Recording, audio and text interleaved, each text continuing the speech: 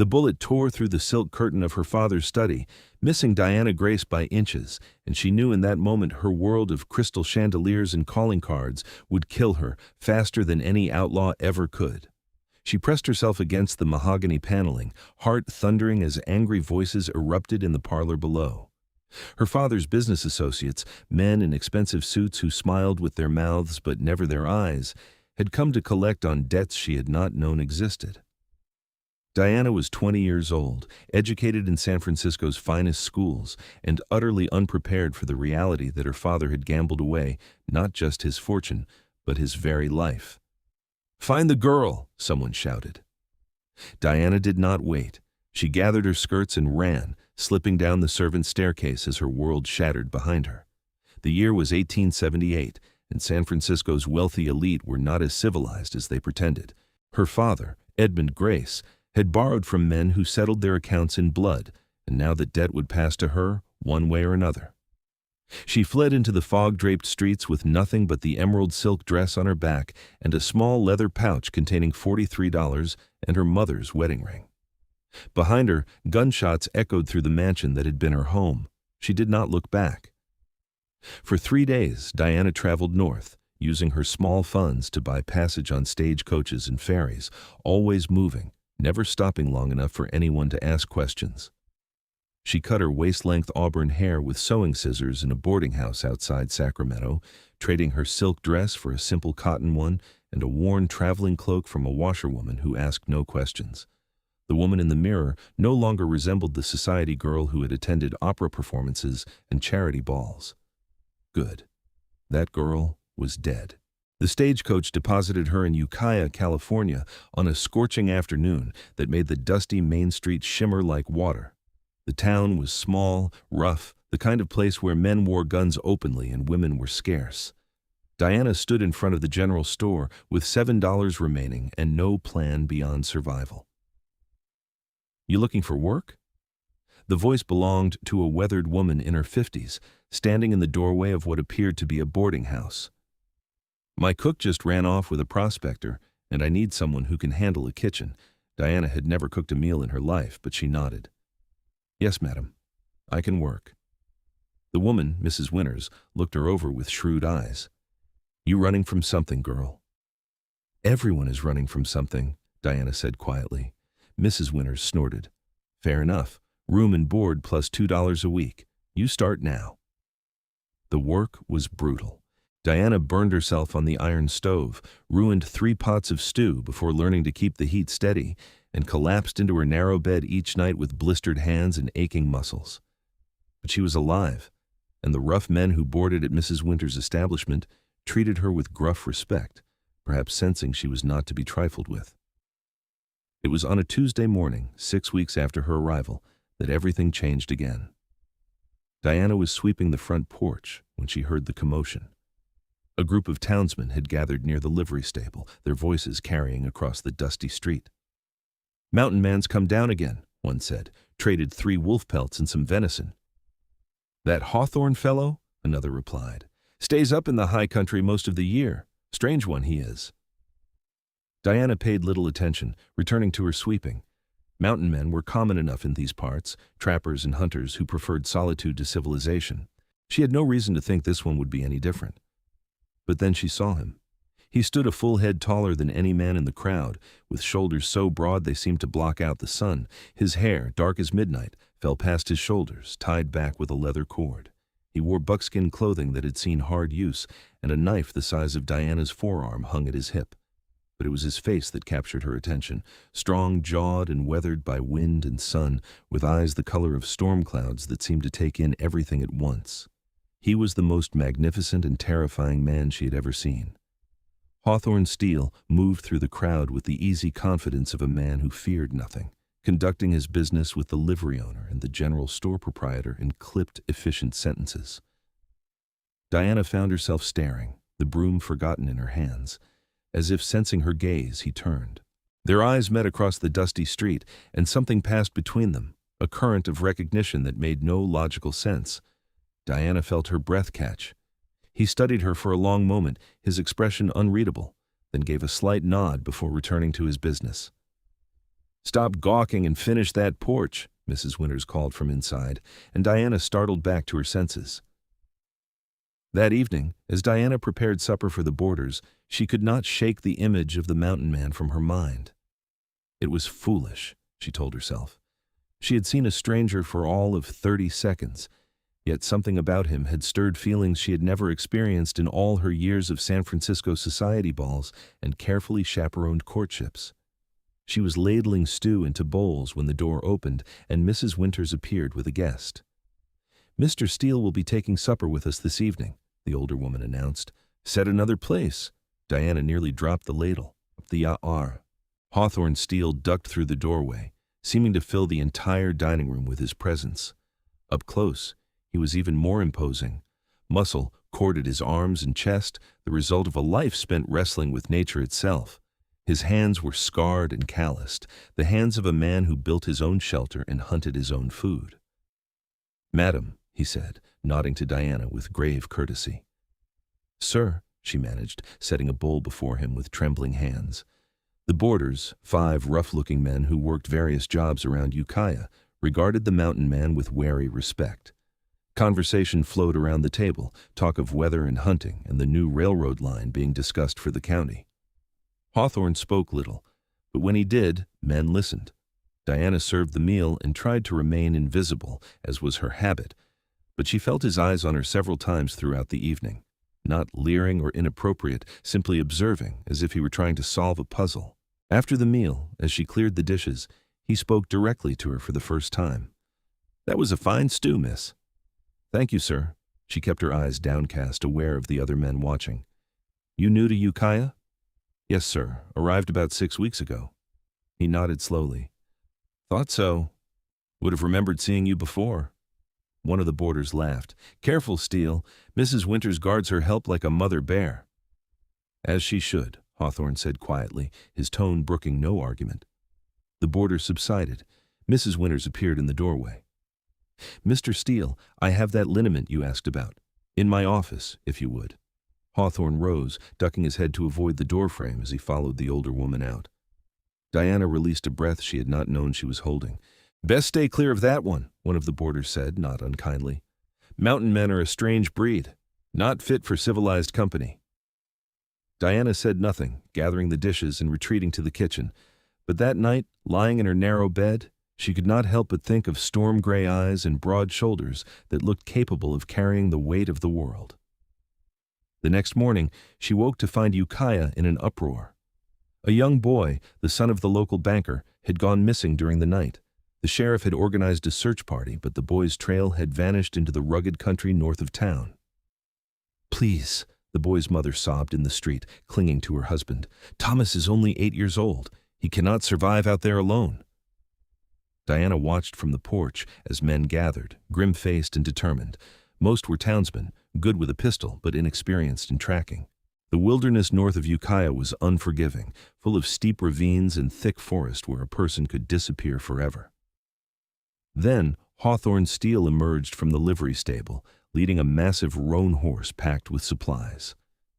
"I will find the boy," he said simply. The banker rushed forward. "I will pay you anything. Name your price." Hawthorne shook his head. "No payment needed. I will bring him back."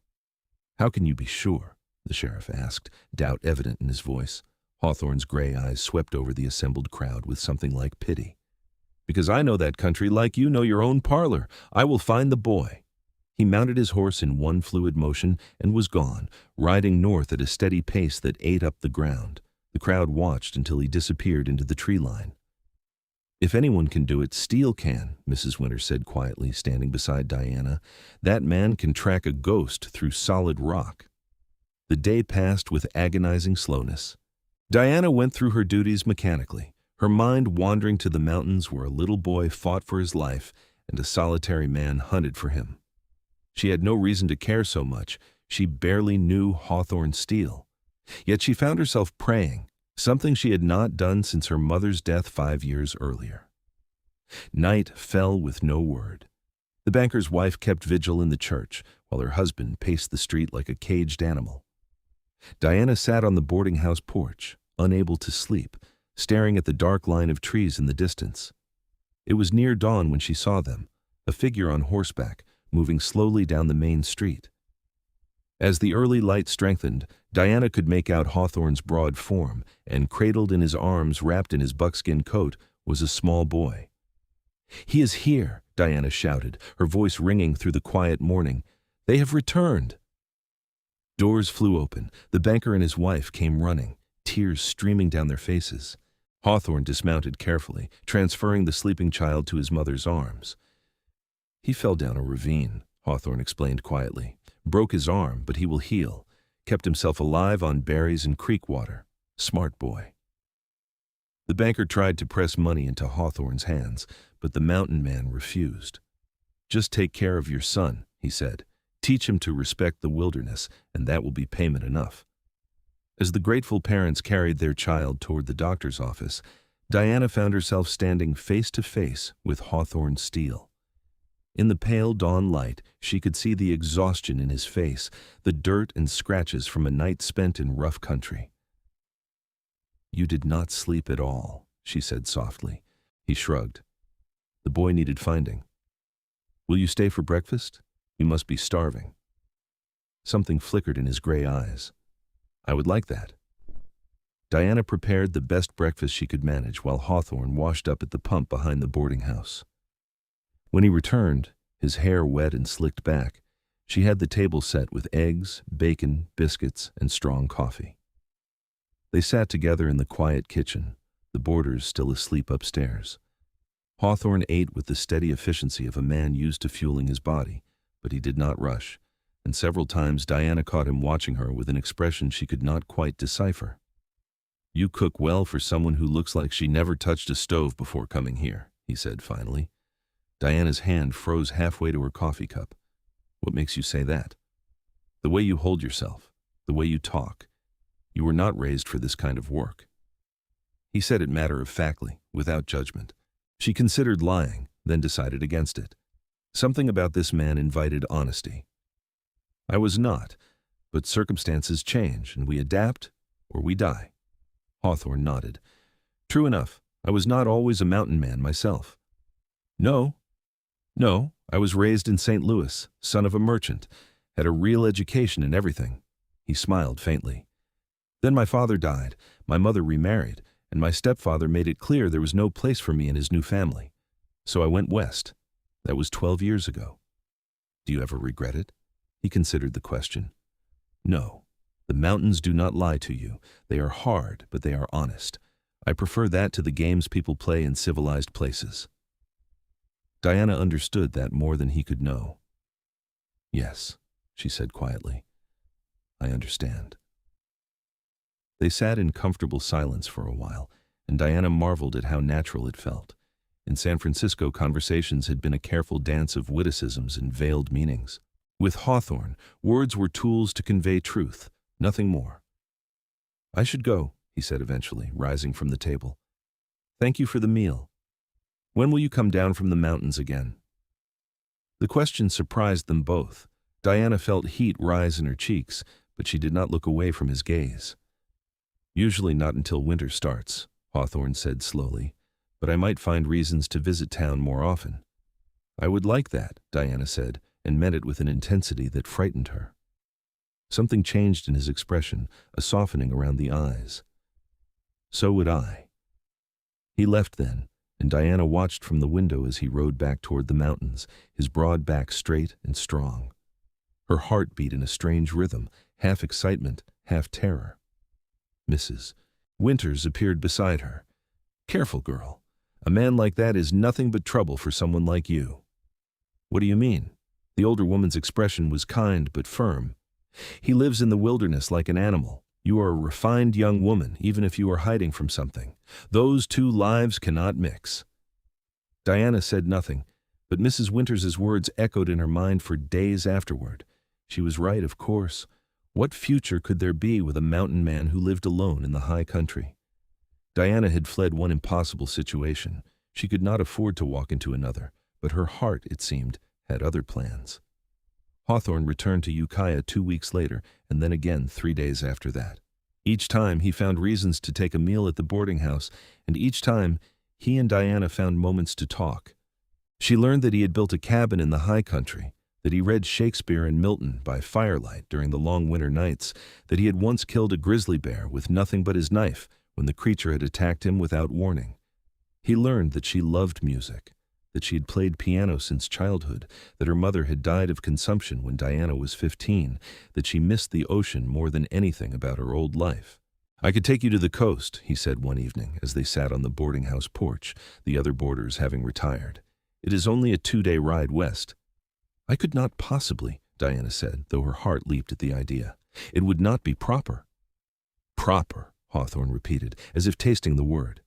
"I have lived beyond proper for a long time now, Diana. Out in the mountains, propriety does not keep you warm or fed. What matters is truth." "And what truth is that?" He turned to face her fully, and the intensity in his gray eyes made her breath catch. "That I have thought of little else but you since the day I first saw you. That I want to know everything about you. That I would like very much to court you, if you would allow it." Diana's hands trembled in her lap. "I cannot offer you anything, Hawthorne. I have no family, no dowry, nothing but the clothes on my back and the money I earn here." "I do not want your money or your family connections. I want you, as you are. You barely know me. Then let me know you better. Let me court you properly." Diana looked out at the dark mountains rising in the distance. Everything she had been taught, everything she had known in her old life, said this was madness. A society girl and a mountain man, impossible, scandalous, doomed to failure. But her old life had been built on lies and debts and pretty manners that concealed rot. This man before her was honest and strong and kind. He had saved a child's life without thought of reward. He looked at her as if she were precious, not a commodity to be traded or a prize to be won. "Yes," she whispered. "Yes, I would like that very much." Hawthorne smiled then, a genuine smile that transformed his stern face into something beautiful. He reached out slowly, giving her time to pull away, and took her hand in his. His palm was rough with calluses, but his touch was gentle. "I will do right by you, Diana Grace. You have my word." And she believed him. Their courtship was unconventional by any standard. Hawthorne could not abandon his mountain life entirely, as hunting and trapping were his livelihood, but he came to Ukiah as often as he could manage. He brought her gifts from the wilderness, a perfect eagle feather, a piece of quartz shot through with gold veins, a bouquet of wildflowers that grew only at high elevation. He took her on walks through the foothills, always chaperoned by Mrs. Winters or one of the more respectable townswomen, and taught her to read the signs of the forest, how to identify edible plants, how to tell if a cougar had passed nearby, how to find water in seemingly dry country. Diana, in turn, shared pieces of her past. She told him about growing up in San Francisco, about her mother's love of poetry, about the life of privilege that had turned to ash. She did not tell him about the men her father owed, about the bullet that had nearly killed her, about the fear that someone might still be looking for Edmund Grace's daughter. Some truths were too dangerous to speak aloud. The townspeople of Ukiah watched the developing romance with mixed reactions. Some thought it romantic, a refined lady and a wild mountain man. Others whispered that it was unseemly, that Diana should set her sights on a more suitable match. The worst criticism came from an unexpected source. Marcus Graham was Ukiah's wealthiest resident, owner of the largest ranch in the county, and a man accustomed to getting what he wanted. He was 42 years old, twice widowed, and had decided that Diana would make an excellent third wife.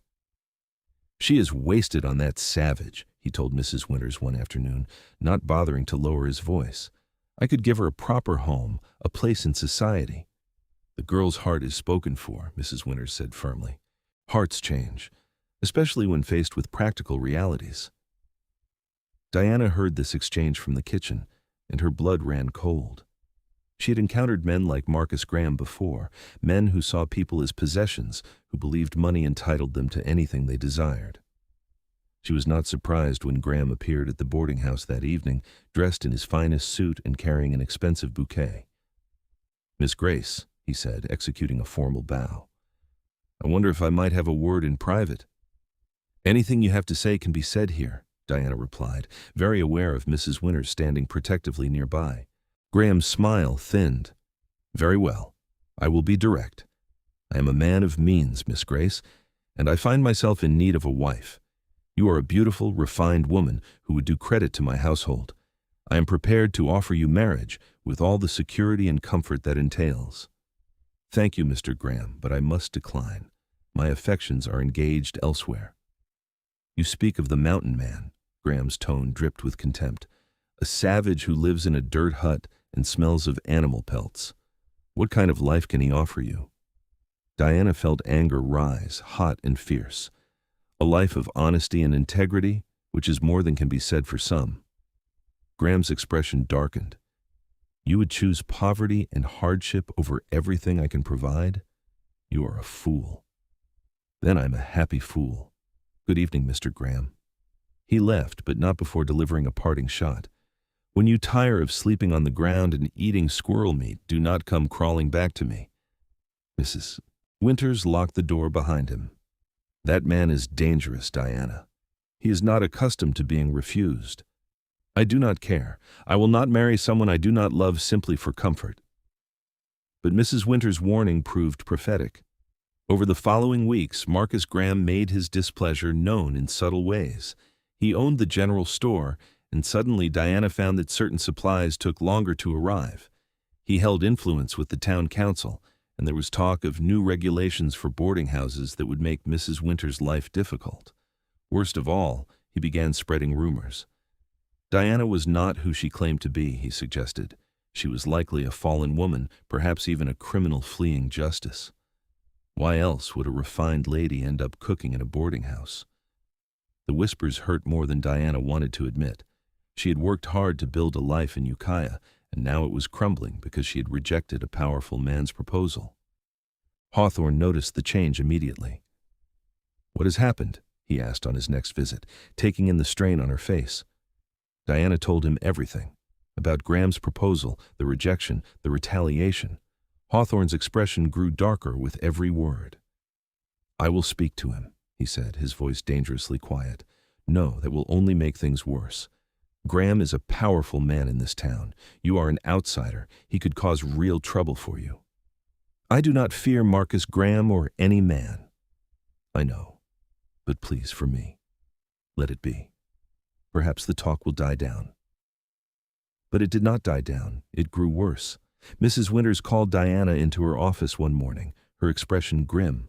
I am sorry, girl, but I have to let you go. Diana felt the floor drop beneath her feet. What? Why? Graham owns the building. He has threatened to triple my rent unless I dismiss you. I cannot afford it. I have 5 other employees depending on this boarding house. Tears filled the older woman's eyes. I'm so sorry, Diana. If there were any other way. I understand, Diana said numbly. When do I need to leave? End of the week. I will give you a month's wages to help you get settled elsewhere. Diana returned to her room and sat on the narrow bed, mind racing. She had saved a little money, but not enough to travel far or start over in a new town. And if she left Ukiah, she would leave Hawthorne. The thought was unbearable. That evening, Hawthorne arrived unexpectedly, his face set in grim lines. I heard what Graham did. This ends now. Hawthorne, please. No, I will not stand by while that man destroys your life because you rejected him. He took her hands in his. Come with me, Diana. Come to the mountains. Be my wife. Diana stared at him, shock stealing her words. You want to marry me? I have wanted to marry you since the second time we spoke. I was waiting to court you properly, to do things right. But if Graham will not allow us that time, then we will make our own way. His gray eyes blazed with intensity. Marry me, Diana, not because you have no other choice, but because I love you and you love me. We will build a life together in the high country, away from men like Graham and their games. I do love you, Diana whispered, realizing the truth as she spoke it. I love you so much it frightens me. But marriage? Hawthorne, I know nothing about living in the wilderness. I would be a burden to you.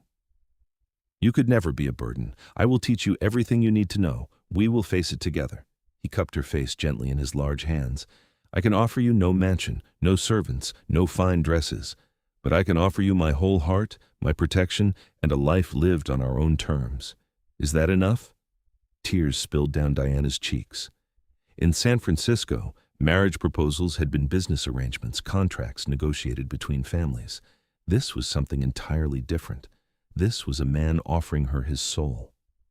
"Yes," she said. "Yes, it is more than enough. I will marry you, Hawthorne Steele." He kissed her then, gentle but passionate, and Diana felt her entire world realign around this moment. This was right. This was real. They were married 3 days later, beneath the open sky in a meadow north of Ukiah. The ceremony was performed by a traveling preacher with Mrs. Winters and a few townspeople who had remained loyal to Diana as witnesses. She wore a simple blue dress borrowed from Mrs. Winters, and Hawthorne wore his best buckskin shirt, freshly cleaned, his dark hair hanging loose around his shoulders. Marcus Graham was conspicuously absent, as were most of Ukiah's so-called respectable citizens. Diana found she did not care. Let them have their judgment and their narrow minds. She was marrying the man she loved. The preacher spoke of love and commitment, of the sacred bond between husband and wife. But it was the moment when Hawthorne spoke his vows that Diana truly became his. "I promise to protect you with my life," he said, his deep voice steady and sure. "I promise to provide for you, to cherish you, to honor you in all things. I promise that you will never face this world alone again. You are mine, and I am yours from this day until my last breath." Diana's own vows came from the heart. "I promise to stand beside you through whatever comes. I promise to be your partner, your companion, your home. I promise to love you with everything I am. You have given me a new life, Hawthorne. I will spend the rest of my days showing you what that means to me." When the preacher pronounced them husband and wife, Hawthorne lifted Diana in his arms as if she weighed nothing, and the small gathering cheered. Mrs. Winters wept openly, dabbing at her eyes with a handkerchief. "You take care of our girl," she told Hawthorne fiercely. "With my life," he promised. They spent their wedding night in a small hunter's cabin Hawthorne maintained for his trips to Ukiah. He carried her over the threshold, and Diana marveled at the simple beauty he had created. Wildflowers filled a jar on the table. Furs were piled on the bed to make it soft. A fire crackled in the stone hearth, filling the room with warmth and dancing light. "I wanted it to be special," Hawthorne said, almost shyly, "for our first night as husband and wife." Diana turned to face him, this magnificent man who was now hers. "It is perfect. You are perfect." He kissed her then, and the gentleness gave way to passion. Hawthorne's hands, so strong and capable, trembled slightly as he unlaced her dress. Diana had never been with a man before, but she felt no fear. This was Hawthorne. He would never hurt her. They came together with a tenderness that took her breath away. Hawthorne was patient and careful, guiding her through each new sensation with whispered words of love and encouragement. When they finally joined, Diana understood what it meant to become one flesh. This was not merely physical.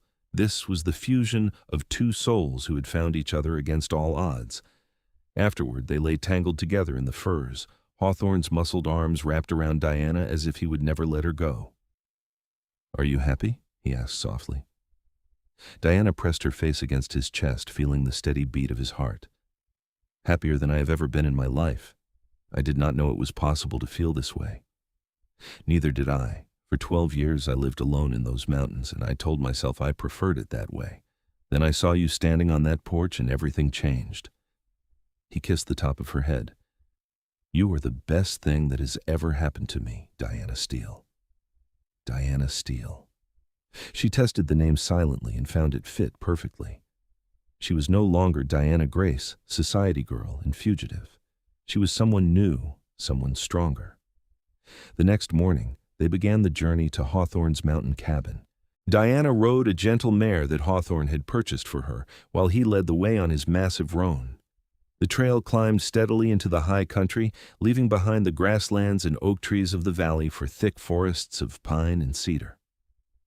The journey took 2 days, with Hawthorne showing Diana how to make camp, how to cook over an open fire, how to hang food to keep it safe from bears. She was a quick learner, her fear gradually giving way to fascination. This was a completely different world from the one she had known, and she found herself falling in love with it. On the second evening, as the sun set in a blaze of gold and crimson, they crested a ridge, and Diana saw their home for the first time. The cabin sat in a high valley, surrounded by towering pines and backed by a sheer cliff face that protected it from the worst weather. A clear stream tumbled down from the heights, providing fresh water. The cabin itself was solid and well built, constructed of thick logs chinked with clay and moss. Smoke rose from a stone chimney, and Diana realized Hawthorne must have come up ahead of time to prepare it. "What do you think?" he asked, watching her face carefully. "I think it is the most beautiful place I have ever seen." His relief was palpable. "I know it is not what you are accustomed to. It is better. It is ours." The cabin's interior was simple but comfortable. One large room served as living space and bedroom, with a loft above for storage. Hawthorne had built a proper bed frame and filled it with pine bough mattress covered with furs. There was a table with 2 chairs, shelves for supplies, hooks for hanging clothes and tools. A rocking chair sat near the fireplace, and Diana spotted a small collection of books on a shelf. "You really do read Shakespeare up here," she said, delighted. "I told you. The mountains can be lonely during the long winters. Books help."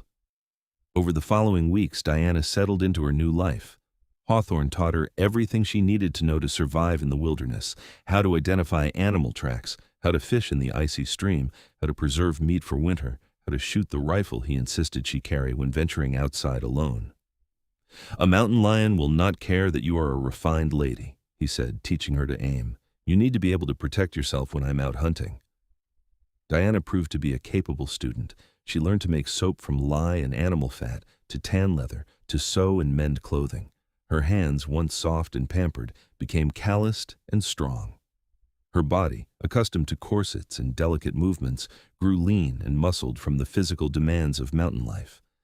But it was not all work. Hawthorne took her on long walks through the high country, showing her hidden waterfalls and meadows full of wildflowers. They would sit together on sun-warmed rocks and watch eagles soar overhead. In the evenings, they would read to each other by firelight, or Hawthorne would play the harmonica he kept tucked away, filling the cabin with melancholy music. And at night, they came together with a passion that never diminished, learning each other's bodies and souls with equal intensity. Diana had never imagined that marriage could be like this, that love could be so consuming, so utterly right. Summer gave way to autumn, painting the valley in shades of gold and crimson. Hawthorne spent long days hunting and preserving meat for the winter ahead, while Diana gathered nuts and berries, dried herbs, and helped prepare their home for the cold months. One afternoon, as Diana worked on patching a hole in their roof, she heard Hawthorne call out a warning from below. She looked up to see a rider approaching the cabin, moving slowly up the narrow trail. Hawthorne appeared from the tree line, rifle in hand, his expression wary. Visitors were rare in the high country and often meant trouble. As the rider drew closer, Diana's heart sank. She recognized the expensive horse, the fine clothes. Marcus Graham had found them. Hawthorne positioned himself between Graham and the cabin, every line of his body radiating threat. "You are not welcome here." Graham reined in his horse, looking around the valley with obvious disdain. "So this is where you have hidden yourself, Miss Grace, living like an animal in the wilderness." "Her name is Mrs. Steele," Hawthorne said coldly, "and you will address her with respect or leave now." "Mrs. Steele." Graham's smile was cruel. "How charming. Tell me, do you truly think this marriage is legal? A ceremony performed by some wandering preacher with no proper license, no witnesses of standing?" Diana climbed down from the roof, coming to stand beside her husband. "We have a marriage certificate, properly signed and witnessed. The law recognizes our union, Mr. Graham, whether you choose to or not." "The law also recognizes debts," Graham said, his eyes glittering with malice. "Interesting news reached me last week. It seems there is a substantial reward for information leading to the whereabouts of one Diana Grace of San Francisco, the daughter of Edmund Grace, who owed certain gentlemen a considerable sum before his untimely death." Diana felt the blood drain from her face. Hawthorne's hand found hers, squeezing reassuringly. "I have no idea what you are talking about," she managed. "Do not play games with me. I had you investigated after you rejected my proposal. Imagine my surprise to learn that the refined Miss Grace is actually a fugitive running from her father's debts. Debts that, according to San Francisco law, pass to his heir. Those men are criminals, Diana said, her voice shaking. My father borrowed from the wrong people, and they murdered him when he could not pay. I barely escaped with my life. A tragic story. But it changes nothing. Those gentlemen want their money, and they are willing to pay handsomely for your return. Graham leaned forward in his saddle. However, I am prepared to forget everything I have learned. If you agree to leave this savage and come back to Ukiah as my wife, I will settle your father's debts and provide you with the life you deserve. No, Diana said immediately. Frau. Think carefully. If you refuse, I will contact those gentlemen immediately. They will come for you, and when they do, your mountain man will not be able to protect you. They will take you back to San Francisco, and you will spend the rest of your life paying off a debt that should never have been yours. Hawthorne moved so fast that Graham did not have time to react. One moment he was on his horse, the next he was on the ground with Hawthorne's knife at his throat. Listen very carefully, Hawthorne said, his voice deadly calm. My wife is not for sale, not for money, not to settle debts, not for anything. You will ride back to Ukiah, you will forget everything you learned, and you will never speak to or about Diana again. If you do not, if you contact those men or cause my wife any more trouble, I will kill you. Not quickly, not mercifully. I will hunt you like the animal you are and make sure your death lasts for days. Do you understand? Graham's face had gone white. He nodded frantically. Hawthorne released him and stepped back. Go. Now. And remember my words. Graham scrambled onto his horse and fled down the mountain trail, not looking back. Diana watched until he disappeared from sight, then turned to her husband. He will tell them anyway. Men like Marcus Graham always do. I know. Hawthorne's expression was grim. How many men will they send? I do not know. At least 3, possibly more. They are dangerous, Hawthorne. They have killed before. He pulled her into his arms, holding her tight against his chest. I meant what I said. They will not take you. I will protect you with my life. I will not let you die for me. Maybe I should go back. Maybe I should face them. No. The single word was absolute. We are married, Diana. Your debts are my debts now. Your fights are my fights. We face this together, or not at all. Over the next few days, they prepared for the inevitable confrontation. Hawthorne showed Diana how to fortify the cabin, blocking windows and reinforcing the door. He cached weapons and ammunition in strategic locations around the valley. He taught her to shoot with deadly accuracy, to reload quickly, to stay calm under pressure. If they come at night, you go out the back window and run for the high caves, he instructed. There is food and water hidden there, enough for 2 weeks. You wait there until I come for you. What if you do not come? His gray eyes met hers, fierce and unwavering. I will come. I will always come for you. They did not have to wait long. On a cold morning, 6 days after Graham's visit, Hawthorne spotted riders approaching from the valley below, 5 men, armed and moving with the purposeful efficiency of professionals. They are here, he said quietly. Diana, go to the caves. Now. No, I will not leave you to face them alone. Diana. No. She gripped his arm. You said we face this together. I'm staying. He looked at her for a long moment, then nodded. All right.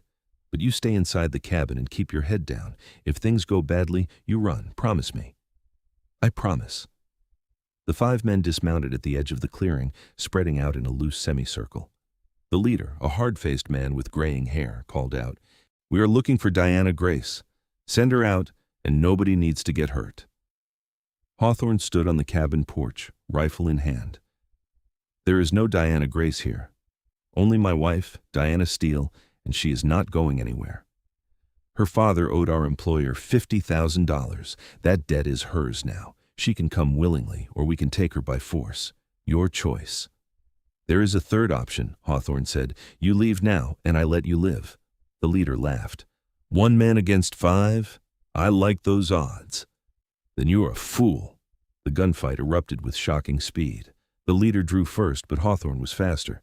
His first shot took the man in the shoulder, spinning him around.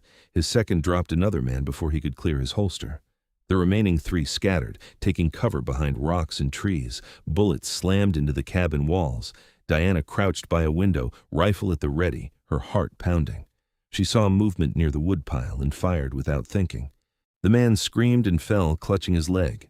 Hawthorne glanced back at her, surprised and impressed. "Good shot," he said, then returned his attention to the fight.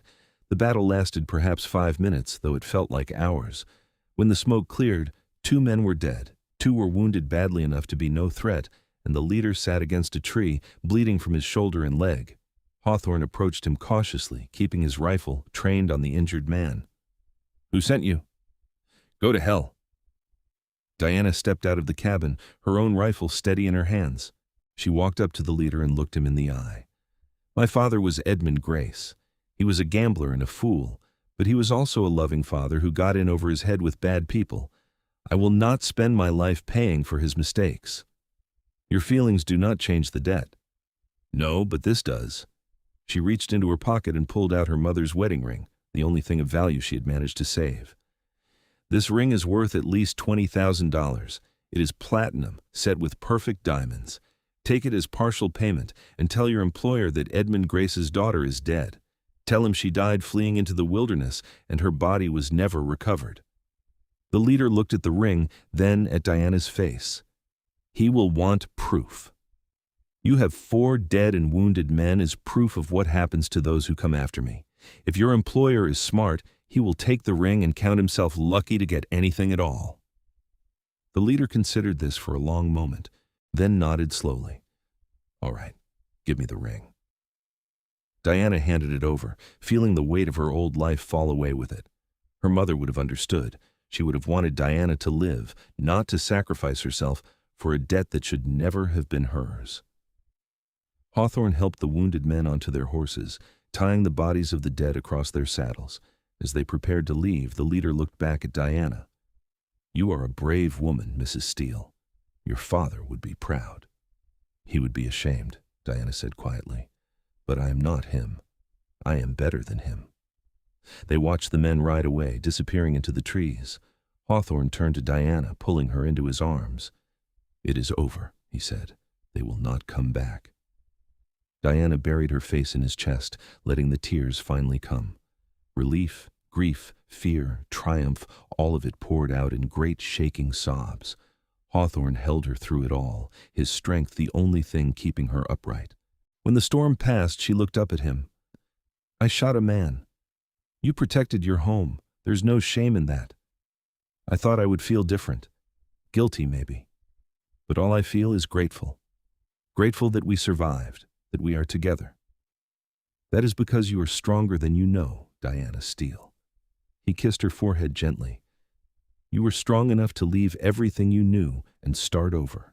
Strong enough to marry a mountain man and build a life in the wilderness. Strong enough to face down the men who would have destroyed you. I am in awe of you." "We are strong together," she said. "Apart, we are just people, but together, we can face anything." Winter came early that year, blanketing the high valley in deep snow. Hawthorne and Diana spent the long months in their cozy cabin, reading, talking, making love, and planning for the future. Diana discovered she was pregnant in December, and Hawthorne's joy was almost comical in its intensity. "I am going to be a father," he kept saying, as if he could not quite believe it. "We are going to have a child." "Are you happy?" Diana asked, though she could see the answer in his face. Happy does not begin to cover it. Terrified, amazed, grateful, all of those things, but yes, overwhelmingly happy. He became even more protective, if such a thing were possible. He would not let Diana chop wood or haul water, insisting on doing all the heavy work himself. He made her rest more, eat more, and built a beautiful cradle from pine wood during the long evenings. Their daughter was born on a warm spring morning with only Hawthorne to assist. He had helped birth calves and foals, and he applied that knowledge with gentle competence, guiding Diana through the pain with steady reassurance. When he placed the squalling infant in Diana's arms, she looked down at the tiny, perfect face and felt her heart expand to encompass this new love. "What should we name her?" Hawthorne asked, his voice rough with emotion. "Hope," Diana said immediately. "Her name is Hope Steele, because she represents everything good that came from the darkness." They raised Hope in the mountains, teaching her to respect the wilderness and love the simple life they had built. 2 years later, a son joined the family, strong and healthy like his father. They named him Henry, and he grew up to be as wild and free as the land itself. Every few months, the family would travel down to Ukiah for supplies and to visit Mrs. Winters, who had become like a grandmother to the children. The town had changed. Marcus Graham had died of a heart attack the year after Diana and Hawthorne married, and his ranch had been sold to a consortium of smaller ranchers. The new residents were friendlier, more accepting of the unusual family from the high country. Diana sometimes thought about her old life in San Francisco, about the balls and the opera, the fine dresses and the empty conversations. She did not miss any of it. This life, hard as it sometimes was, gave her everything that mattered: love, family, freedom, purpose. On their 10th wedding anniversary, Hawthorne took Diana back to the meadow where they had been married. The children stayed with Mrs. Winters for the weekend, giving the couple rare time alone. "I want to renew our vows," Hawthorne said, taking her hands, "right here, where it all began." So they stood beneath the open sky, just as they had a decade before, and spoke new promises to each other, promises shaped by the years they had lived, the challenges they had overcome, the life they had built together. "You are my heart," Hawthorne said, gray eyes shining with love, "my home, my purpose, my everything. I thank God every day for the moment you walked into my life." "You saved me," Diana replied, tears streaming down her face, "not just from the men who would have destroyed me, but from a life that was killing my soul. You showed me what love really means, what strength really is. I am who I was always meant to be because of you." They made love that night beneath the stars, and Diana marveled at how the passion between them had only deepened with time. They knew each other so completely now, every touch a familiar pleasure, every kiss a homecoming. Years passed. Hope grew into a strong, independent young woman who could track a deer as well as her father and shoot with her mother's deadly accuracy. Henry became a skilled hunter and trapper, though he also inherited his father's love of books and learning. When Diana was 45, she traveled to San Francisco for the first time since her flight 25 years earlier. Her father's creditors were long dead or in prison, and the old mansion had been torn down to make way for new development. She stood on the street where she had grown up and felt nothing but gratitude for the bullet that had missed, for the fear that had driven her north, for the series of chances that had led her to Hawthorne. She returned to the mountains and to her family, secure in the knowledge that she had chosen the right path, the only path that could have led to true happiness. Hawthorne met her at the edge of their valley, still strong and muscular at 53, though his dark hair was now streaked with silver. He swept her into his arms as if she weighed nothing, just as he had on their wedding day. "Welcome home, wife." "It is good to be home," she said, and meant it with every fiber of her being. They grew old together in their mountain sanctuary, watching their children have children of their own. Hope married a young doctor who was willing to brave the wilderness to be with her. Henry took a wife from Ukiah, a strong-willed woman who adapted to mountain life with the same determination Diana had shown. On Diana's 60th birthday, surrounded by children and grandchildren, she looked across the table at Hawthorne and saw him smile. The same smile he had given her 40 years ago when she agreed to marry him. The smile that said she was his whole world.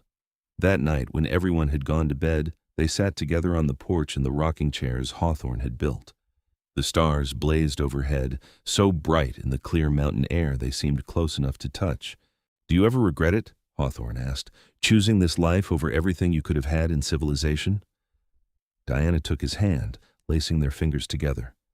"I regret nothing. This life, this love, this family, they are everything I ever wanted, and more than I dared to dream. You gave me freedom, Hawthorne, not just from my father's debts, but from a society that would have suffocated me. You gave me the chance to be truly myself. You did the same for me. I was content in my solitude, or so I thought.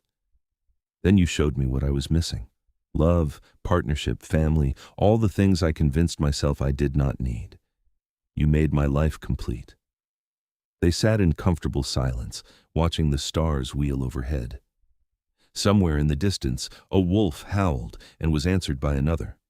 The the sounds of the wilderness that had been their constant companion for 4 decades. "I love you, Diana Steele," Hawthorne said.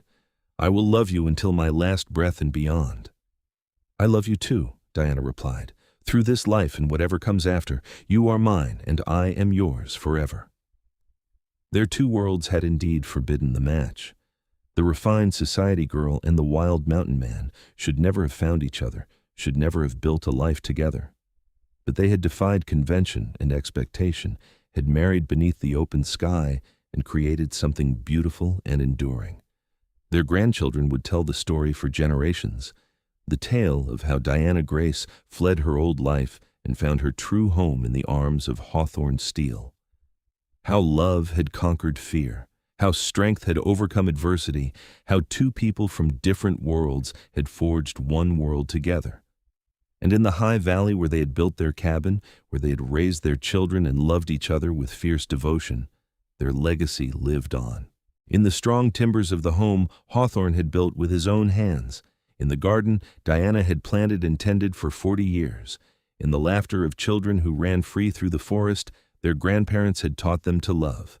Years later, when both Hawthorne and Diana had passed peacefully in their sleep within days of each other, their children buried them on a hilltop overlooking the valley. 2 simple wooden markers bore their names and the dates of their lives, but no epitaph was needed. Their love story was written in the land itself, in the legacy of family and freedom they had created. Hope's daughter, visiting the graves on a summer afternoon years later, asked about the grandparents she had never known. "Tell me about them," she said. "Tell me about Grandma Diana and Grandpa Hawthorne." Her mother smiled, looking out over the beautiful valley that had been home to the Steele family for generations. They loved each other more than anything in this world. Their worlds forbade their match, but your grandfather married your grandmother beneath the open sky, and they built a life that was richer than any mansion or society ball. They taught us that love is stronger than fear, that home is not a place but the people you choose to be with, that the best life is one lived on your own terms. The young girl thought about this, watching an eagle soar overhead. "I want to love like that someday." "Then be brave like your grandmother. Be strong like your grandfather. Do not let the world tell you who you can love or how you should live. That is the legacy they left us, and it is the greatest gift anyone could receive."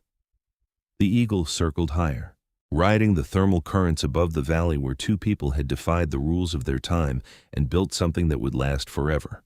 Not in monuments or wealth, but in the hearts of those who knew their story and carried their love forward into the future. Diana Grace and Hawthorne Steele had found each other when the world said it was impossible, had built a life when everyone said it would fail, had loved each other when their 2 worlds forbade the match. And in the end, their love had proven stronger than any obstacle, more enduring than any convention, more powerful than any force that tried to tear them apart. They had married beneath the open sky, and they had lived beneath it, and they had died, knowing that their love would outlast them both. It was written in the stones of the mountain, in the whisper of the wind through the pines, in the faces of every child who carried their blood and their legacy, and in the quiet moments, when the sun set behind the peaks and painted the valley in shades of gold and crimson, those who knew where to look could still feel their presence. 2 souls who had found each other across impossible divides, who had chosen love over everything else, who had proven that sometimes the best stories are the ones that should never have happened but did anyway. Their 2 worlds had forbidden the match, but the mountain man had married her beneath the open sky, and from that moment forward, they had created a world of their own, a world built on love and trust and the fierce determination to live life on their own terms, a world that endured long after they were gone, testament to the power of 2 hearts beating as one.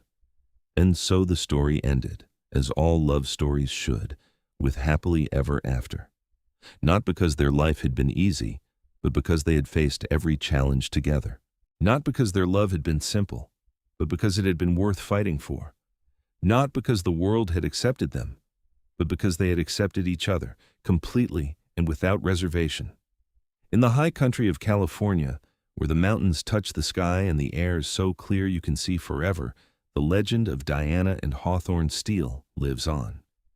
A reminder that true love knows no boundaries, that courage can overcome any obstacle, that sometimes the best choice is the one that makes no sense to anyone but you. And on quiet evenings, when the wind sighs through the valley they loved so well, you can almost hear them still. His deep voice reading Shakespeare by firelight, her laughter as she chases their children through the meadow, the whisper of promises made and kept beneath the open sky. Their two worlds had forbidden the match, but they had married anyway, and in doing so, they had created something eternal. A love story for the ages. A testament to the power of choice, of courage, of two hearts that refused to be separated. The mountain man and his lady, the fugitive and her protector. Diana and Hawthorne. Two people who should never have met, who built a life that should never have worked, who loved each other in a way that defied every expectation. And in the end, that was all that mattered. Not what the world said they should be, but what they chose to become. Together. Forever. Home.